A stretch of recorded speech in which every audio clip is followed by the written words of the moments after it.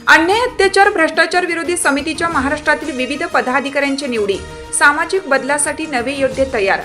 अन्याय अत्याचार भ्रष्टाचार विरोधी समिती महाराष्ट्र राज्य या समितीमध्ये पुणे येथील रुखसाना शेख यांची अल्पसंख्याक महिला महाराष्ट्र प्रदेशाध्यक्षपदी निवड, तर जालना येथील चव्हाण अनंतराव यांची जालना ग्रामीण जिल्हाध्यक्षपदी निवड, तर रायगड येथील मिलिंद सानप यांची दक्षिण रायगड जिल्हा उपाध्यक्षपदी निवड, तर अकोला येथील रुक्मिणी बंड यांची महिला अकोला जिल्हाध्यक्षपदी निवड, तर परभणी येथील प्रयाग चव्हाण यांची परभणी महिला जिल्हाध्यक्षपदी दुसऱ्यांदा फेरनिवड, तर बीड येथील सय्यद आखेब अहमद यांची बीड जिल्हाध्यक्षपदी निवड, तर कोकाटे हातगाव तांडा जिल्हा जालना येथील राम राठोड यांची परतूर तालुकाध्यक्षपदी दुसऱ्यांदा फेरनिवड, तर पुणे येथील रंजना देवरे यांची महिला पुणे जिल्हा उपकार्याध्यक्षपदी दुसऱ्यांदा फेरनिवड, तर अकोला येथील पत्रकार शेख इब्राहिम यांची विदर्भ विभाग संपर्क प्रमुखपदी दुसऱ्यांदा फेरनिवड, तर रायगड येथील वसंत पाटील यांची खालापूर तालुकाध्यक्षपदी दुसऱ्यांदा फेरनिवड,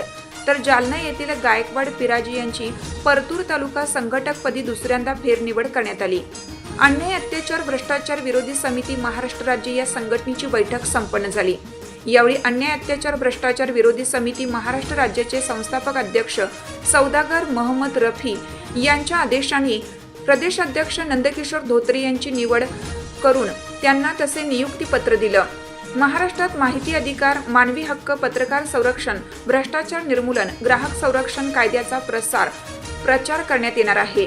त्याचप्रमाणे नागरिकांना व शासकीय घटकांना माहिती अधिकाराचे प्रशिक्षण देण्यात येणार आहे। पत्रकार माहिती अधिकार कार्यकर्त्यांवर होणारे खोटे गुन्हे व हल्ले याबाबत संघटितपणे लोकशाही व सनदशीर मार्गाने लढा दिला जाऊन कार्यकर्त्यांचे संघटन तयार करून भ्रष्ट नोकरशाहीचा माहिती अधिकार कायद्याचा वापर करून पर्दाफाश करणार आहे। सामाजिक, शैक्षणिक, सांस्कृतिक, वैद्यकीय क्षेत्रात सरकारी कामात भ्रष्टाचार होत असल्यास त्याविरुद्ध तक्रार देऊन उपोषण आंदोलन करू, अशी माहिती संस्थापक अध्यक्ष सौदागर मोहम्मद रफी यांनी दिली। या निवडीबद्दल त्यांचे सर्व स्तरातून अभिनंदन होत आहे।